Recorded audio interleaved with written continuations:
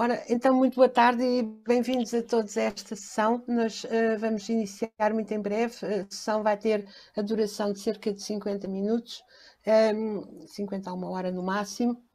E era para vos dar as indicações habituais, portanto, vai ser gravada, por isso, caso não queiram aparecer, agradecemos que desliguem a câmara e caso depois queiram intervir, então vai haver espaço para questões, intervenções, coloquem por favor a mão no ar para darmos a palavra às pessoas. Vamos então iniciar esta sessão que faz parte das iniciativas que temos estado a fazer online para as escolas, no âmbito do Ecoescolas e também dos Jovens Repórteres para o Ambiente.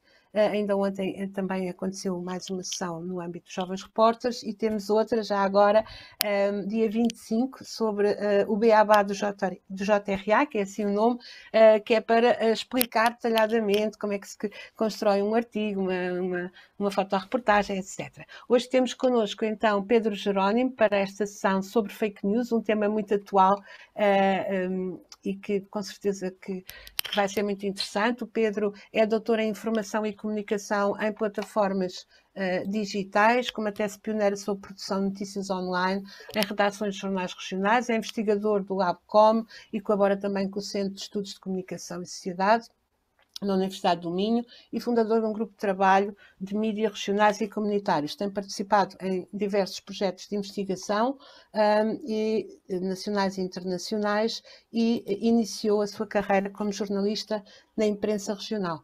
Pronto, antes de começarmos, íamos pedir a vossa colaboração indo a este link, menti.com 75 18 78 81 para nos darem algum feedback antes de iniciarmos.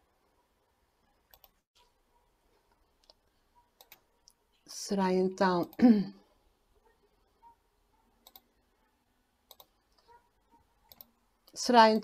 a primeira pergunta para sabermos quem é que está desse lado, se são jovens repórteres, se são professores, quem é que está a participar nesta sessão. Portanto, menti.com só pode ser no telemóvel ou no outro browser aqui do vosso computador, menti.com e colocam o código 75 18 78 81.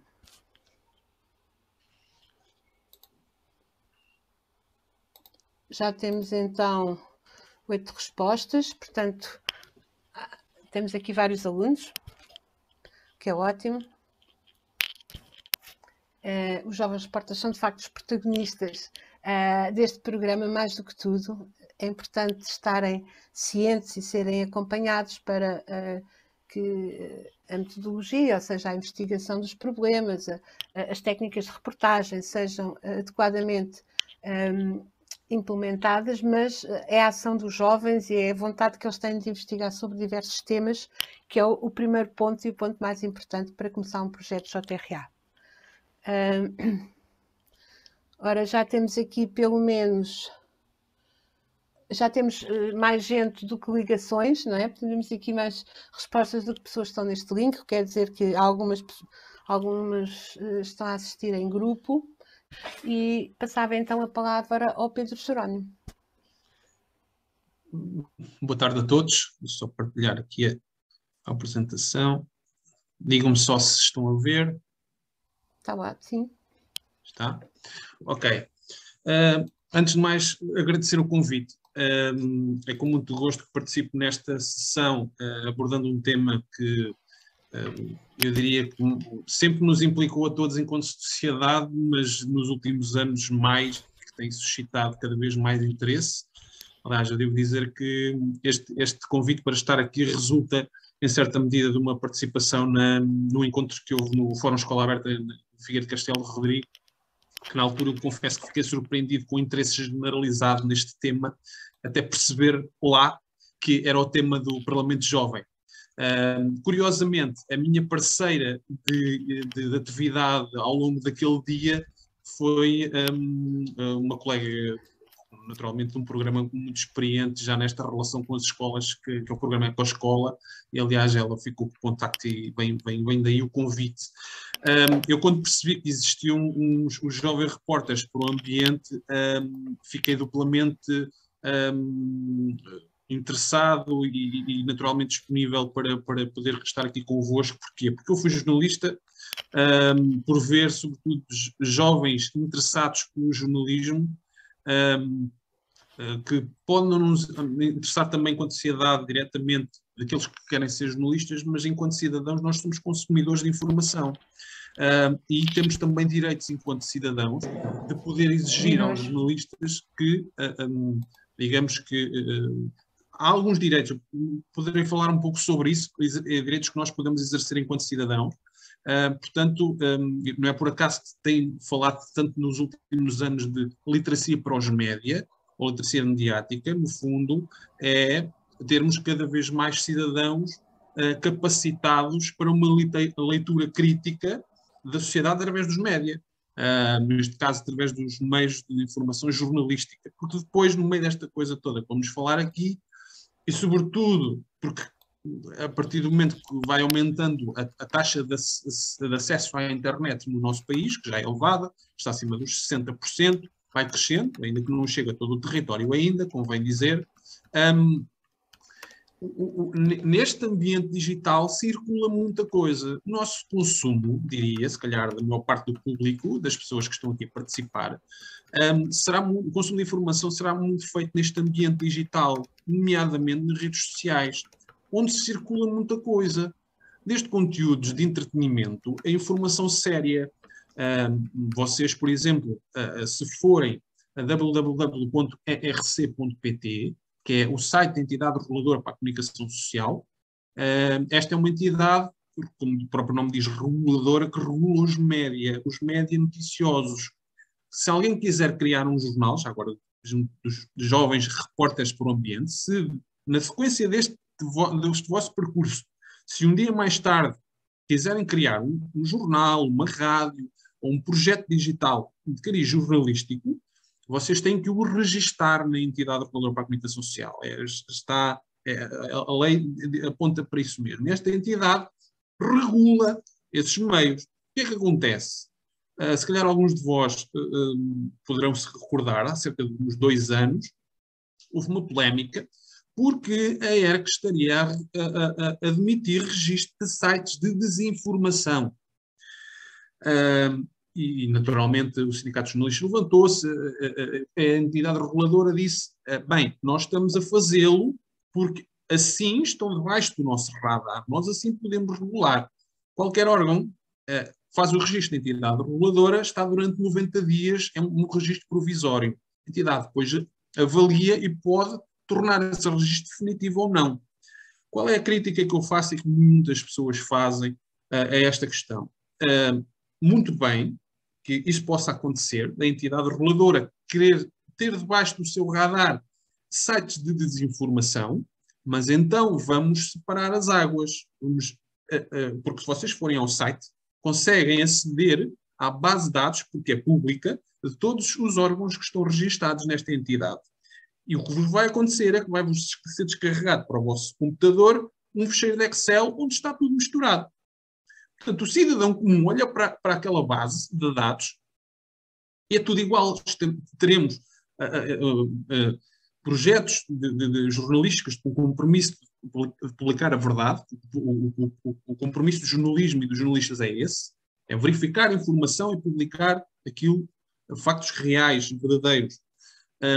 E não existindo essa separação, qualquer pessoa, cidadão comum, facilmente pensa que um Bombeiros 24, um exemplo de um site de desinformação, que é um site de notícias, quando não é. Isto leva a quê? Leva à confusão, não só dos mais novos, como também dos adultos, inclusive os mais adultos, que é que andam há mais tempo, são os nossos avós, que até começam, nesta lógica de capacitação digital, a estar mais online e a relacionar-se com a família através das redes sociais. Isso todos podemos ser facilmente enganados. Tema desta sessão. Partilhar fake news não é cool. E os hashtag, vamos travar este vídeo. O que é que nós podemos fazer? Há coisas que podemos fazer. Provavelmente, se calhar, nas vossas cabeças já surgiu a questão e alguns terão essa intenção. Como é que nós podemos combater a desinformação? Posso adiantar genericamente a resposta, que é, depende de cada um de nós. Nós podemos ter atitudes mais amigas do ambiente, e se vocês dominam a matéria garantidamente, para isso depende de quem? Depende de nós, depende das nossas atitudes. Se fazemos ou deixamos de fazer. Aqui é a mesma coisa. Mas já lá iremos. Comecemos por aqui. O que são fake news? As fake news começaram, este termo, este conceito, começou a surgir sobretudo desde 2016, quando as eleições norte-americanas com Donald Trump. O Donald Trump, numa conferência de imprensa, virou-se para os média, quando falo aqui em média jornalísticos. Dentro dos média cabem outras coisas que não os jornalísticos. Podemos referir aqui aos média, é desses que eu estou a falar, dos jornalísticos, daqueles que estão comprometidos em publicar a verdade. E ele, numa conferência de imprensa, disse: "You are fake news." Vocês são fake news. Vamos desconstruir a palavra. Fake news, porque este quer dizer notícias falsas. Vamos por partes. O que é que são notícias? Notícias resultam da construção do trabalho que é feito por jornalistas, a informação que é trabalhada por eles, que através de processos de verificação de informação procuram publicar a verdade. Há aqui depois também alguns problemas, que é um jornalista, e eu já fui jornalista, quando obtém uma informação, não a deve publicar logo quando a dão. O princípio deve ser cruzar diferentes fontes e, se as fontes todas apontam no sentido, então se calhar isso estará mais próximo de ser verdade ou mentira. Não devemos publicar só porque temos uma fonte. Aliás, há até aquela brincadeira, aquela piada que se faz entre jornalistas para se perceber, é uma piada, mas é para se perceber a importância do papel dos jornalistas e do jornalismo, que é, se a mãe de um jornalista diz "filho, amanhã vai chover", o trabalho dele é verificar aquilo que a mãe disse. A mãe é provavelmente a pessoa em que nós mais confiamos à face da terra. Mas até mesmo essa, neste caso, um jornalista vai fazer o seu trabalho de casa, que é verificar: ok, a minha mãe disse, é uma fonte, mas convém eu cruzar mais fontes para perceber se efetivamente é verdade ou não. Isto para vos tocar num ponto fundamental, que tem a ver com a confiança. Muitas vezes, se calhar, já demos por nós, eu próprio já aconteceu isso, muitas vezes partilhar conteúdos nas redes sociais só porque um amigo, porque um familiar, alguém que eu conheço, alguém que eu deposito na confiança, partilhou. E às vezes partilha automaticamente, sem ler e sem fazer uma avaliação crítica daquilo que estou a ler. E antecipando já um bocadinho a resposta da pergunta que fiz atrás, como é que podemos combater a desinformação? É termos uma atitude crítica. Lermos, cruzarmos informação, pesquisarmos por diferentes fontes, perceber se a informação está publicada numa fonte oficial ou não e criarmos o nosso juízo. Aliás, há estudiosos de jornalismo que dizem: o que é o jornalismo? O jornalismo é o resultado do trabalho de informação que levam as pessoas, que ajudam as pessoas a tomar decisões. O jornalismo deve dizer que o caminho é para aqui ou para acolá, deve apresentá-lo e as pessoas, criticamente, ao lerem diferentes, sei lá, lerem uma notícia na RTP e irem confrontar com o mesmo assunto trabalhado pela TSF ou pelo público, através da leitura destes diferentes ângulos, porque são diferentes jornalistas que trabalham, têm ângulos de abordagem diferentes ao mesmo assunto, enquanto cidadãos podermos refletir e agir criticamente. Então, fake news, notícias falsas. Ok, notícias já percebemos. Notícias são trabalhadas por jornalistas, portanto, eles têm a obrigação de publicar aquilo que é verdade. Então, notícias falsas, verdade, mentira, o que é isto? É uma contradição. Em boa verdade, é uma contradição. Se a notícia é aquilo que é verdadeiro, uma notícia não pode ser falsa. Se quisermos, em bom rigor, ou é verdade ou é mentira. Este conceito foi criado e muitas vezes induz as pessoas em erro. Mas registrem isso. O conteúdo ou é verdadeiro ou é falso. Se quisermos, de certa forma, simplificar. As fake news estão debaixo de um chapéu, podemos chamar de desinformação, que a Comissão Europeia, em 2007, num relatório que emitiu, registrou desta forma. coloca as coisas neste patamar. É um ecossistema para a produção, propagação e consumo de informações falsas, imprecisas ou enganosas, com fins lucrativos ou que visam causar dano público. Nós já a seguir vamos ver que dentro deste chapéu de desinformação podem ir desde o engano, eu enganei-me, não tinha intenção de mentir, nem de enganar, nem ludibriar, até algo extremo, que é eu estou a montar uma estratégia deliberada, intencional, para enganar. Isso vê-se muito bem nesta imagem. Vocês, se quiserem aprofundar sobre estas questões, aliás, têm a fonte, a Claire Wardle, que é uma autora, uma investigadora, que tem trabalhado esta questão do caos desinformativo, e tem um site, um projeto chamado First Draft, onde encontram algum deste conteúdo. Mas dentro deste gráfico, eu não trouxe em português por este motivo. Misinformation e disinformation traduzidos para português é exatamente desinformação, mas em inglês percebe-se melhor.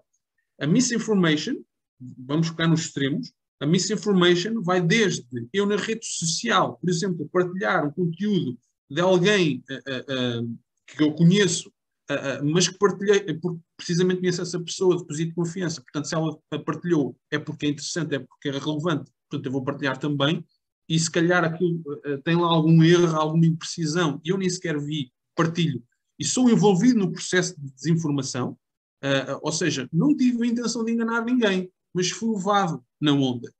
Até a malinformation, que aí sim há uma estratégia deliberada, concertada, o objetivo é mesmo enganar, é mesmo causar dano. E aqui na malinformation que entram as fake news. As fake news, aliás, um documentário que a BBC fez na época, em 2016, 2017, não sei precisar bem, precisamente sobre as fake news, em que eles encontraram como é que isto tudo funciona. O Donald Trump foi eleito em 2016 presidente dos Estados Unidos com base, Jair Bolsonaro, atual presidente do Brasil, foi eleito também no mesmo modus operandi. O deputado André Ventura, em Portugal, foi eleito para a Assembleia da República com o mesmo modus operandi. Igual a modus operandi. A BBC, no início, ou a CNN, já não me recordo, fez uma reportagem, fez um trabalho de investigação jornalístico que chegou até à Macedónia, e na Macedónia percebeu-se que lá o valor do euro é muito, a moeda é muito fácil, sei lá, com um euro é muito valioso lá. Então tínhamos, na Macedónia, havia uma estratégia, durante cerca de um ano ou mais, foi preparada a eleição de Donald Trump. Com base em quê? Havia uma estratégia centrada lá, em que, por um euro, se compravam perfis, por exemplo, eu tenho um perfil no Facebook, alguém dizia, olha, compra o teu perfil, já está criado, por um euro. É barato. E compraram-se milhares de perfis assim, porque vocês já ouviram falar nos algoritmos, o que é que acontece? Vocês certamente já se aperceberam disso. Vivemos numa bolha. Qual é que é nessa bolha? A bolha, medindo através das redes sociais, são os conteúdos e os perfis com os quais nós relacionamos. Se calhar vocês têm dezenas, centenas de pessoas que estão no grupo de seguidores, mas regularmente só aparecem os mesmos, não aparecem todos. Porquê? Porque o algoritmo nos filtra, nos dá aquilo que nos interessa. Há informação relevante, que é importante para nós, para vivermos enquanto sociedade, que é excluída desse feed.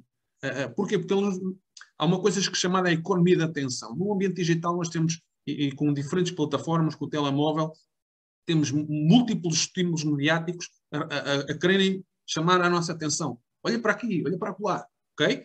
E então o que acontece nas redes sociais é que nos dão essa informação. Isso resulta, quanto mais interação tivermos com um determinado conteúdo, mais vezes esse conteúdo ou aquele tema aparece no nosso feed, seja qual for a rede. Por causa desse mecanismo, as fake news e esta estratégia, no caso do Donald Trump, como estava a falar, o que se fez foi ter milhares de contas a partilhar o mesmo tipo de conteúdo. Quanto mais, aquilo que vulgarmente chegou, olha, este conteúdo tornou-se viral.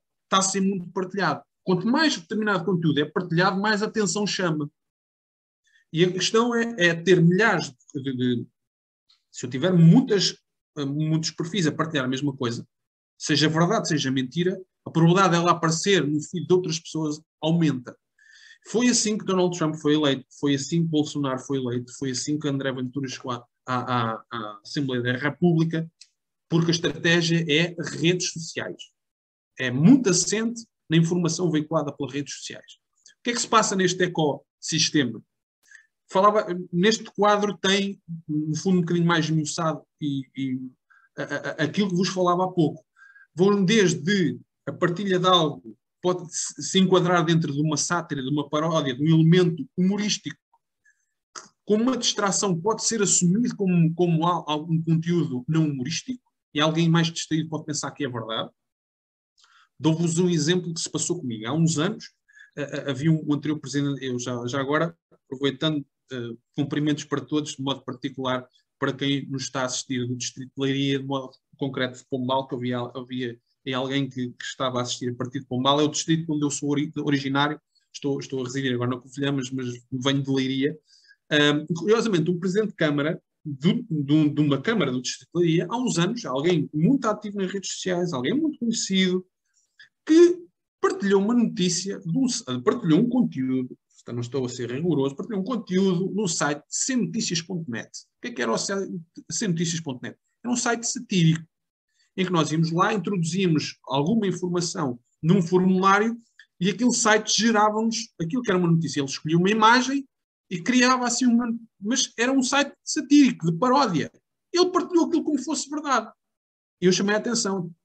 Atenção, estamos a falar do Presidente de Câmara, alguém que socialmente com responsabilidades acrescidas naquilo que diz e naquilo que faz, e ele não se tinha percebido. Ele fiou-se pelo cnoticias.net, admitiu que era um site de notícias, mas não o endereço. Eu posso registrar o jornalismo em Portugal, sei lá, este endereço, domínio, e os conteúdos que lá meter não terem nada a ver com o jornalismo, nem verdade, nem nada. Isto eu vos dizer, é muito fácil sermos enganados.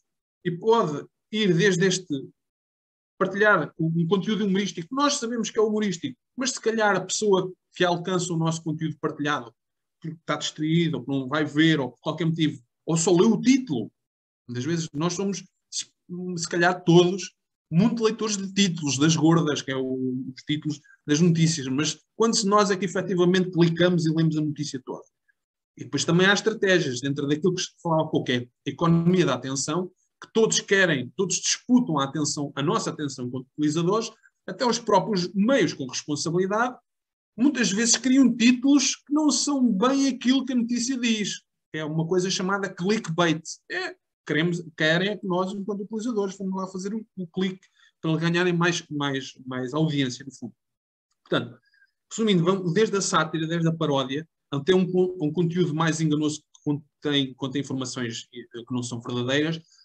Há algo que refere aqui conteúdo de impostor, em que usamos parte de coisas que são verdade, mas depois manipulamos o conteúdo. Se lá usamos uma fotografia que até é verdadeira, não há manipulação nenhuma ali, mas depois fazemos-la acompanhar por um texto que descontextualiza tudo aquilo que ali está e apresenta como verdadeiro. Até ao conteúdo fabricado, que é coisas completamente adulteradas, desde imagem, manipulação de imagem, que já entramos no nível há uns tempos, numas coisas que vocês certamente já ouviram falar, que são as deepfakes. É um nível de sofisticação tal que é assustador. Porque se já todos percebemos que é fácil manipular uma imagem estática, como é uma fotografia, quem tem Photoshop ou um editor de imagem consegue fazê-lo, com um grau de realismo grande. Imaginem eu que eu fazer isto com imagem dinâmica, como é o vídeo. E é possível manipular. E é possível enganar. Quem é que faz parte deste ecossistema? Temos governos e entidades de diferentes países, temos grupos de pressão, temos as próprias plataformas, como o Facebook, como a Google, temos os cidadãos comuns, não é? Os utilizadores em geral, e temos os próprios média que estão envolvidos nisto. mesmo o próprio jornalismo, o jornalista que publica uma notícia em que só se ao construir essa notícia, só se apoia numa fonte, se ele não faz a verificação de informação, pode estar a induzir em erro os outros. E isso, no fundo, está-se a penalizar não só o próprio exercício da profissão que está a ter, mas, sobretudo, a missão social que o jornalismo tem, que é, pelo menos é isso que a sociedade espera dos jornalistas, é que façam o seu trabalho, que são especialistas na verificação da informação e que publiquem aquilo que é verdadeiro, que não nos mintam. Mas às vezes isso acontece por alguns, porque este processo não é feito convenientemente. Eu não acredito que haja jornalistas que queiram mentir deliberadamente ao público, mas muitas vezes os processos em que estão envolvidos, diferentes fatores que determinam que a construção das notícias seja daquela forma e não de outra, sei lá, as pressões que têm, sei lá, as relações onde trabalham, porque sobre o argumento da crise, que as administrações enviam jornalistas para o desemprego, então ficam menos jornalistas, esses menos jornalistas têm que continuar a fazer o seu trabalho, mais o trabalho dos colegas que foram despedidos, isso coloca pressão, o fator tempo é crítico para o exercício do jornalismo, então se calhar um jornalista que antes, para construir uma notícia, cruzava 10 fontes, agora cruza só 2 ou 3. Portanto, o potencial de errar aumenta. Por isso, se calhar, às vezes, quando apontamos os dedos ao jornalista, que o jornalista errou, claro que, enquanto cidadãos, temos esse direito de os corrigir, no fundo, os jornalistas são os escrutinadores dos poderes.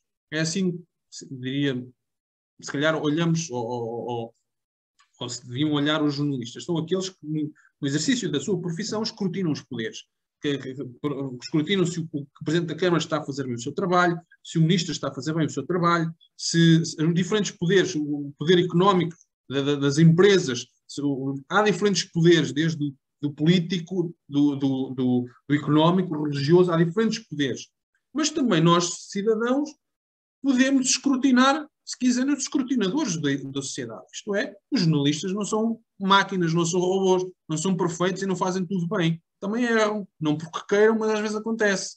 E nós temos responsabilidades, por isso é que vos falava no início, muitos podem não querer ser jornalistas, mas somos cidadãos, consumimos informação. Portanto, temos na medida em que formos mais críticos sobre a informação que consumimos, que lemos, mais perto estaremos de conseguir chegar à informação real, verdadeira, consistente, e também, na medida em que possamos exercer esse papel junto dos médios jornalísticos e dos jornalistas, melhor eles farão o seu trabalho.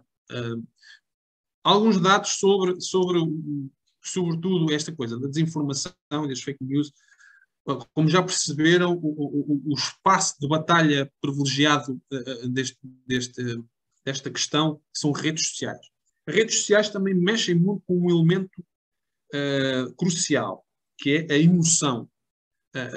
No fundo, muitas vezes usa-se parte de coisas que são verdadeiras para atacar, no fundo, para alimentar alguns estereótipos, algumas ideias, como vocês já perceberam no caso português que vos falava há pouco, do partido que entretanto já teve a representação parlamentar.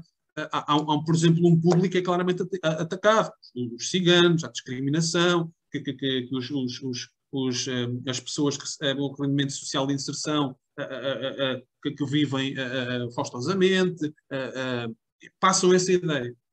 Isto a circular, muitas vezes, aquele ditado que diz, uma mentira contada muitas vezes passa a ser verdade. E as redes sociais exploram exatamente isto. Ou estes múltiplos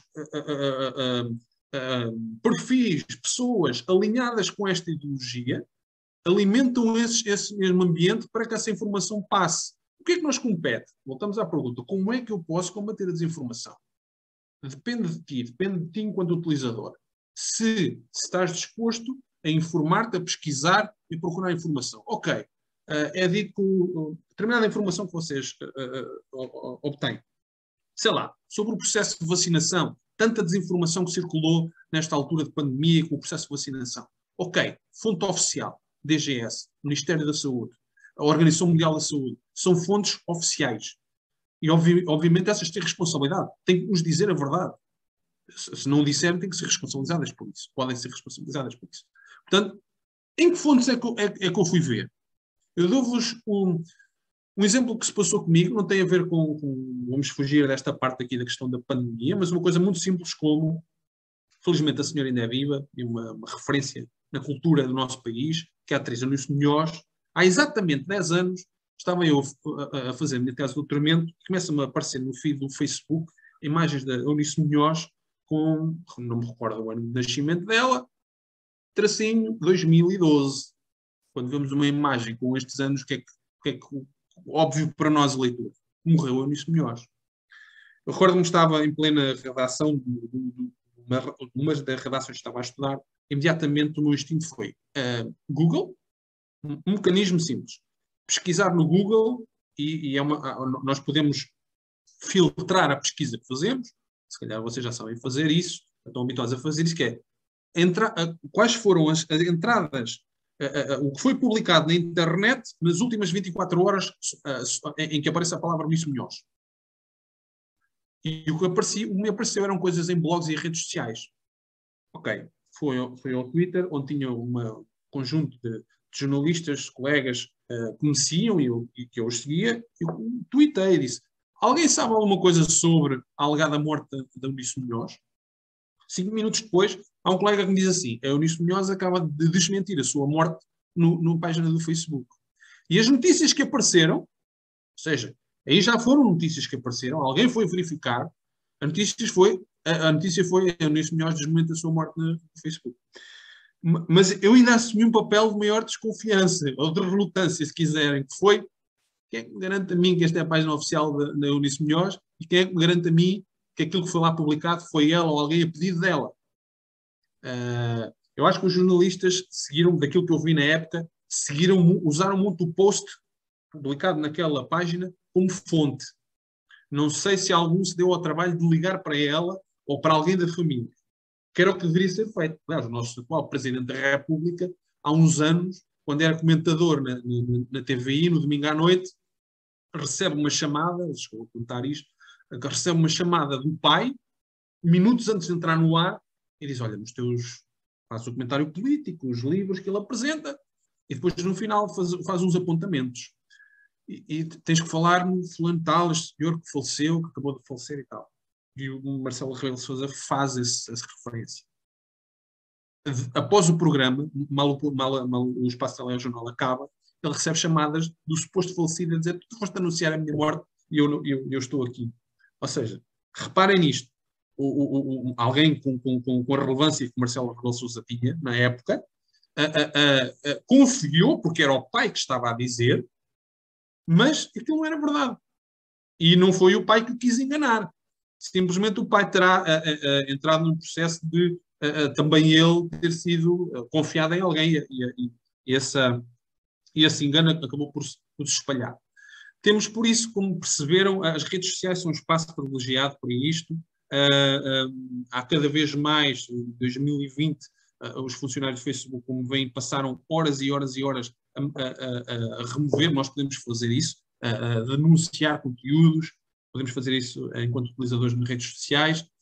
Entretanto, como vos falava há pouco, entramos na era das deepfake. Podem depois procurar depois posso partilhar o link, não vou pôr o vídeo agora, mas se calhar a maior parte de vocês até já ouviu.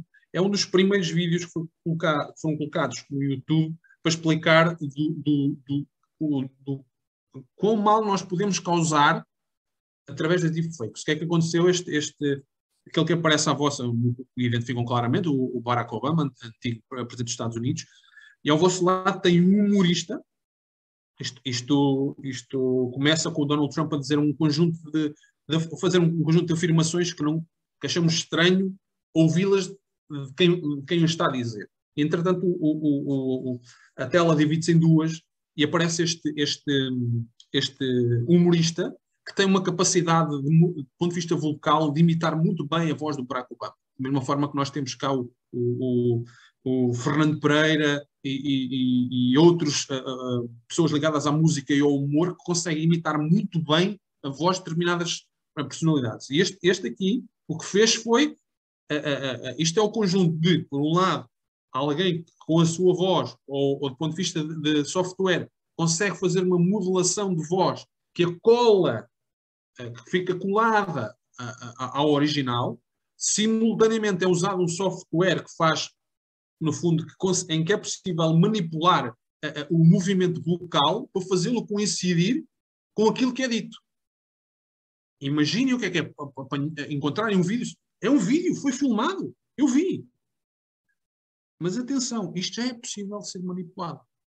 Eu, em 2009, no 2019, perdão, estive num congresso em Cardiff, em que a Associated Press, alguém da Associated Press, uma agência de notícias, e eles lidam muito com o fator tempo, é crítico, porque eles têm que verificar as coisas rapidamente para dar as notícias, por sua vez, que são replicadas pelos órgãos de comunicação social, porque não conseguem estar em todo lado, e as agências noticiosas têm esse importante papel. Já estavam a trabalhar no desenvolvimento de um software para que lhes permitisse detectar manipulações nos vídeos, por causa desta questão das deepfakes. Ou seja, é um nível de engano, ou seja, aqui é uma intenção que é malinformation. Situa-se nesse nível. Há uma intenção clara de enganar. Há manipulação, há construção de um vídeo e há essa alteração. Eu trouxe aqui 2 exemplos, também não vou explorar, depois posso, à semelhança do vídeo, posso partilhar isto, depois vocês veem, mas no caso da pandemia nós tivemos múltiplos, em Portugal, situações de desinformação. Temos este caso vou falar só muito rapidamente, este caso da PSP, eu assisti àquilo em direto. Alguém publicou no Facebook uma fotografia de um formulário de denúncia na PSP.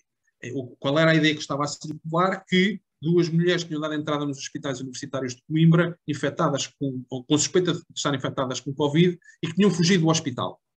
A minha primeira questão foi, primeiro, quem é que me garante que este formulário, com nomes, com dados pessoais, tudo por número de telemóvel, quem é que me garante que isto é verdade? Em primeiro lugar. Aliás, só dizer-vos que a reação que se suscitou nas redes sociais, estando nós a viver o que estamos a viver, mas na época o desconhecido era ainda maior, justiça popular. Somos insultos do que deviam fazer e acontecer a estas mulheres. O que eu fiz na altura foi, contactei um jornalista de um dos meios de Coimbra e perguntei-lhe, olha, sabes alguma coisa sobre isto? Ele não sabia e foi atrás. O que é que aconteceu? Algum tempo depois é publicada uma notícia, ou seja, esta informação partilhada nas redes sociais depois gerou uma notícia. Ponto 1, aquela fotografia era verdadeira. Alguém que deveria ser responsabilizado, tirou fotografia um formulário de denúncia na PSP e decidiu partilhar nas redes sociais. O que é que foi a notícia? A polícia foi alertada e apanhou, entre aspas, estas 2 mulheres no Hospital de São João no Porto. O que é que aconteceu? O que aconteceu é que estas mulheres não fugiram aos hospitais universitários de Coimbra. Estas mulheres foram transferidas aos hospitais universitários de Coimbra para o São João no Porto, e houve um lapso interno, não foi feito, houve um problema de comunicação no hospital, em Coimbra, essa informação não foi transmitida, e alguém no hospital, quando deu por falta delas, pensava que elas tinham fugido. Imaginem o que é, durante este tempo, tendo sido partilhadas informações privadas destas mulheres, as chamadas e as mensagens que elas não estão recebido. Sendo que estavam inocentes, elas não fugiram, foram transferidas do hospital e com suspeita de Covid, e não estava sequer confirmado. Mas vejam a facilidade e a rapidez com que se partilha nas redes sociais, onde pode levar. Este é só um caso entre muitos. Isto pode levar, vou acelerar aqui um pouco, para dar espaço também para conversarmos, isto pode levar a situações fraudulentas, de manipulação. Aliás, nós assistimos há precisamente um ano a uma página negra na história dos Estados Unidos, que foi aquilo que todos vimos pela televisão, a invasão do Capitólio. Mais uma vez, lá está, muitas pessoas, muitos seguidores de Donald Trump, a serem mobilizados pela mesma via, redes sociais, e a circulação, ele próprio nas últimas eleições, depois de já ter sido desmentido que não havia fraude nenhuma com o voto por correio, ele continuou a passar a mesma mensagem, dizer que era problemático, que havia suspeita de fraude, quis passar essa mensagem, e acabou por, no fundo, instigar um conjunto de pessoas fez o que fez. O que é que nós podemos fazer? Eu há cerca de um ano, aliás, há precisamente um ano, curiosamente é curioso, porque as memórias do Facebook recuperaram esta partilha de há exatamente um ano. A Organização Mundial de Saúde partilhou este gráfico, em que dizia vamos achatar a curva, neste caso, curva infodémica. Eu fiz a tradução com algumas adaptações para português daquilo que a OMS nos propunha. No fundo, qual é o papel que nós podemos desempenhar? Se nestes balõezinhos que vocês estão a ver no ecrã não fosse feito nada, imaginem que no ponto, onde existe um ponto, se ninguém, no meio do processo, a partir do momento que é partilhado um conteúdo, se ninguém fizesse nada, ou se não se questionasse, ou se não fosse pesquisar por fontes oficiais, simplesmente partilhasse só porque sim, nós chegávamos ao final e tínhamos, vejam a quantidade, é o efeito bola de neve, o quanto aquela informação se tinha espalhado. Nós como é que podemos achatar a curva? Questionando, percebendo quem é que está a partilhar, recorrendo a fontes oficiais, no fundo, lançando um conjunto de questões que nos ajudem se decidimos, ok, vou partilhar, então nesse momento eu já estou munido de informação suficiente para saber que sim, senhor, vale a pena partilhar. Termino mesmo, e depois partilho isto convosco, um conjunto de links. Há vários projetos. Eu recomendo um, que é um trabalho muito bom que a agência Lusa, a agência noticiosa em Portugal, está a fazer, em que tem elementos inclusivamente muito pedagógicos e lúdicos, que é inclusivamente ter jogos em que estamos a jogar e ao mesmo tempo nos está a dar dicas de como podemos contornar, como é que podemos combater a desinformação. Há um conjunto de projetos, este é só uma amostra de muitas coisas que têm estado a ser feitas do ponto de vista governamental, do Governo, do Ministério da Educação, ou não, ou iniciativas de outros agentes.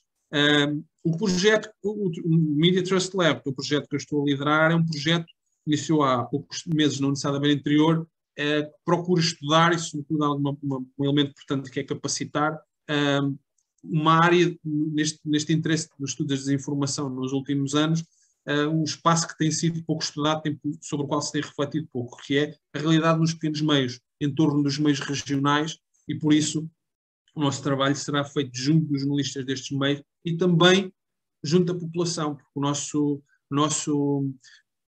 nosso princípio é este. Este é um problema que nos afeta a todos e, portanto, nos deve mobilizar a todos. E o nosso pressuposto é que na sociedade, nas pequenas comunidades, existem cidadãos mais comprometidos do ponto de vista cívico, e eles podem ser agentes importantes, determinantes, para ajudar a combater este problema da desinformação. É uma guerra que nunca será vencida, mas é um combate que é necessário mantermos em permanência. Portanto, não só com jornalistas, mas com cidadãos comprometidos, com jovens repórteres pelo ambiente e outros cidadãos que se mobilizem. Eu dou por terminada esta intervenção e fico a dispor para perguntas, que acho que é a parte mais interessante, é poder dialogar convosco. Obrigado uma vez mais pelo convite. Muito obrigada, Pedro. Foi efetivamente, e falo já por mim, muitíssimo interessante. Ainda bem que temos ainda, penso, 15 minutos, não é? Para que podemos aproveitá-lo para fazer algumas questões. Portanto, pedi às pessoas para levantarem a mão e depois daríamos a palavra. Enquanto esperamos um bocadinho, eu se calhar avançava já com uma, que era uma curiosidade. As fake news deram origem agora à nova moda, ou pelo menos que se vê em todas as televisões, do fact-check. Estamos a caminhar para uma nova forma de jornalismo de desconfiança. Não sei se... É uma boa pergunta, excelente pergunta, aliás. Eu posso lhe dizer que quando apareceu o projeto de polígrafo em Portugal, eu, como já fui jornalista, portanto, o meu olhar crítico sobre o jornalismo é naturalmente maior, da mesma forma que um médico aposentado olhar para a questão da saúde de uma forma mais crítica, é natural. Questionava-me o motivo de aparecer um projeto destes, na medida em que o fact-checking, a verificação de informação, é um pressuposto do exercício do jornalismo. Porque é necessário aparecer um projeto de verificação de informação se isso é uma competência, ou deve ser uma competência dos jornalistas. Eles devem exercer isso. Aparecem porque de facto está identificado um problema. Isso não está a acontecer. Ou melhor, está a acontecer, mas não ao nível daquilo que seria desejável para a sociedade. Porque resulta de uma coisa, um dos problemas tem a ver com os constrangimentos, as redações vão reduzindo, lá está, os jornalistas não são máquinas. Eu recordo-me, há uns anos o Público lançou este slogan, despediu 40 pessoas, maioritariamente jornalistas, há uns mais de 10 anos, há 10 anos sensivelmente, 40 pessoas, entre outros, podia falar noutros exemplos, despediu 40 pessoas, maioritariamente jornalistas, e depois a seguir faz um relançamento do site a dizer o público mais público, os jornalistas do público mais perto das pessoas. E eu, como? Se diminui a quantidade de elementos na redação, como é que menos pessoas podem estar mais disponíveis para, se tem que continuar a publicar um diário em papel e publicar notícias no digital? Isto é demagogia, é marketing. Isto para dizer o quê? O facto da verificação da informação não estar a ser feita nos moldes e na maioria eu não quero que se pinte um cenário negro sobre o jornalismo, mas a verdade é que há problemas. Claro que sim, não vamos escolher o problema, não vamos escolher a cabeça de baixo estar. Existe um problema. Mas estes projetos de verificação de informação, polígrafo, como o projeto de verificação do observador, surgem porque é identificado um problema. Ou seja, é necessário, e a desinformação por via das redes sociais está a crescer de tal forma, e se repararem, os projetos de desinformação, estes projetos de verificação de informação desmentem muito coisas partilhadas nas redes sociais. Até mesmo que as redações estivessem com os jornalistas... nós temos a redação ideal, com o número de jornalistas ideal. Até mesmo isso. Nem todos os jornalistas, vamos pôr assim, nem todos os jornalistas do mundo conseguiriam verificar toda a informação. Porque ela cresce imensamente a cada instante na internet, nas redes sociais. Por isso é que eu digo que este combate não se faz só com os jornalistas, não chegam. É preciso, necessário, não é por acaso, nos últimos anos se fala cada vez mais em literacia pós-média. Lá está, a ajudar desde muito cedo os cidadãos, porque cada vez mais cedo estão e usam as plataformas digitais e estão no ambiente digital, de dar competências, de serem cidadãos que possam ler criticamente a realidade à sua volta. E neste caso, claro, uma coisa é capacitarmos, fala-se muito agora no processo de transição e de digitalização. Temos de dar competências às pessoas, tem que estar no digital. Mas uma coisa é dar-lhes as ferramentas, ou terem um acesso, outra coisa é o uso. E por isso é que as escolas são fundamentais e têm um trabalho importantíssimo na educação, na ajuda. Todos somos poucos para ajudar neste processo. Mas respondendo à pergunta, sim, a verificação pode levar à desconfiança. Se nós formos ainda assim, devo dizer, o Digital News Report, que é um relatório publicado anualmente pelo Reuters Institute, nos coloca a par da Finlândia como o país onde as pessoas mais de confiança depositam nas notícias. Ainda assim. Claro. Mas gradualmente essa confiança...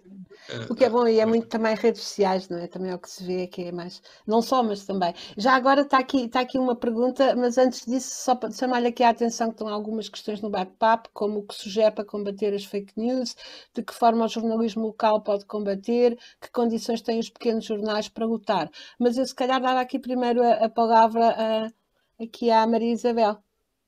Tem uma questão. Sim, está com a mão no ar. Está com a mão no ar. Boa tarde. As nossas perguntas são as que nós pusemos no bate-papo. O que sugere para combater as fake news e de que forma o jornalismo local pode combater as fake news? Olha, obrigado pela pergunta. Eu sublinho aquilo que já fui dizendo atrás. Depende muito de cada um. Ou seja, do uso que tu dás ou do tempo que tu dedicas a usar um motor de busca para pesquisar. Se tens uma informação sobre saúde, quais são as fontes oficiais de saúde? Já falei há pouco, Direção-Geral da Saúde,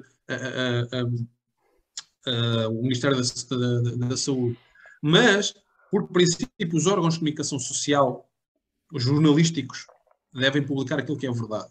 Se porventura alguém se engana, se tu te apercebes que um jornal publicou uma informação que não está correta e que tu sabes que não está correta, tens todo o direito de chamar a atenção. Podes recorrer, se necessário for, à entidade reguladora para a comunicação social para dizer este meio, primeiro, há aqui uma questão, já agora, informação útil, serviço público, que é nós, enquanto cidadãos, podemos exercer 2 direitos junto dos média. Direito de retificação, se há uma notícia que nos envolva ou a nossa instituição que passou uma informação incorreta, nós podemos exercer esse direito, direito de retificação. Se há uma notícia que põe em causa o nosso bom nome, caso estejamos envolvidos, ou uma instituição, temos também o direito de resposta. Neste caso, recorrendo a esse direito, contactamos o meio, dizemos que justificamos. Ele é obrigado a dar o mesmo espaço, o mesmo tempo de antena que nos deu, que deu à notícia original. Se não o fizer, podemos recorrer à entidade reguladora e a entidade reguladora obriga. Não é por acaso que vocês, se calhar, já viram, às vezes nos telejornais aparece ao abrigo do exercício do direito de resposta. Nós podemos fazer isso. Mas parte muito da pesquisa. Encontram-se uma informação. Onde é que isto está publicado? Está publicado onde? Qual é a fonte? Deixem-me pesquisar, ver se isto está publicado noutros sítios. Está publicado num jornal, no site de um jornal, de uma rádio, de uma televisão ou de um meio jornalístico digital. Se está, ok. O nível de confiança aumenta. Foram os jornalistas que trataram disso e eles são obrigados a fazer verificação da informação. Estão em sites que eu não sei muito bem o que é que são, é desconfiar. Para mim, é sempre uma postura de desconfiança, se quiserem. Mesmo junto dos utilizadores, porque reparem, a desinformação alimenta-se muito da emoção, muito daquilo que é emocional. E nas redes sociais o instinto é partilhar logo, rapidamente, quase que sem tempo a pensar. E vivemos numa sociedade onde muito é tudo. É o fast food, é o fast tudo, é tudo muito rápido. E eu sei que é difícil. É para mim, que já sou adulto, eu às vezes também me vejo envolvido nesse processo. É um convite a parar um bocadinho. Olha, o meu amigo partilhou isto. E se calhar o instinto é partilhar logo. Vamos, espera um bocadinho. Deixa-me refletir sobre. Deixa-me clicar, deixa-me ler, deixa-me pesquisar. Ok, vou partilhar ou não vou partilhar, mediante aquilo que encontrar. A pergunta sobre como é que os meios locais é uma boa pergunta. É aquilo que o projeto Media Trust procura estar a trabalhar. Nós entendemos, como dizia, que ainda mais nos meios locais que têm menos recursos, do ponto de vista de potencial de gestão de informação, os meios locais estão ao mesmo nível que os nacionais. A partir do momento que estejam online, podem chegar a todo lado, podem receber de todo lado. Mas têm menos recursos. Portanto, nestes meios, mais do que nos outros, também nos outros, mas mais do que nos outros, o papel dos cidadãos, o nosso papel, enquanto vizinhos desses meios, é fundamental. Portanto, o papel, já agora, desculpa quem fez a pergunta, está a falar-me de onde? Oi?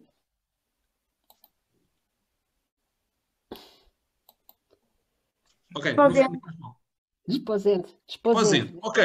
Aí na vizinhança, imagina que há um jornal que publica alguma coisa e que se engana. Ou o papel das agentes de Desposende é importantíssimo dos cidadãos para ajudar os meios que existam, locais ou regionais de Desposende, a fazerem melhor o seu trabalho. Na medida em que formos cidadãos participativos, ativos, melhor a sociedade teremos, e melhor jornalismo teremos, melhor os meios de comunicação social teremos. Portanto, como dizia, é registrar esta ideia. E penso que estamos no fim, não é, Pedro? Sim, tem que ir para um outro saltar para compromisso. outra sessão. Mas é como digo, olha, mais uma vez agradeço o convite, passou a correr, peço desculpa não ter dado mais espaço, porque efetivamente houve muita participação, o que é bom, individualmente ou em turmas, mas partilhei o meu e-mail, o que for possível depois prosseguir este diálogo, estou naturalmente disponível ou para outras sessões, sintam-se à vontade. Certo, muito obrigada a todos também que estiveram connosco e até uma próxima oportunidade. Obrigada, Pedro. Adeus, até uma próxima. Adeus.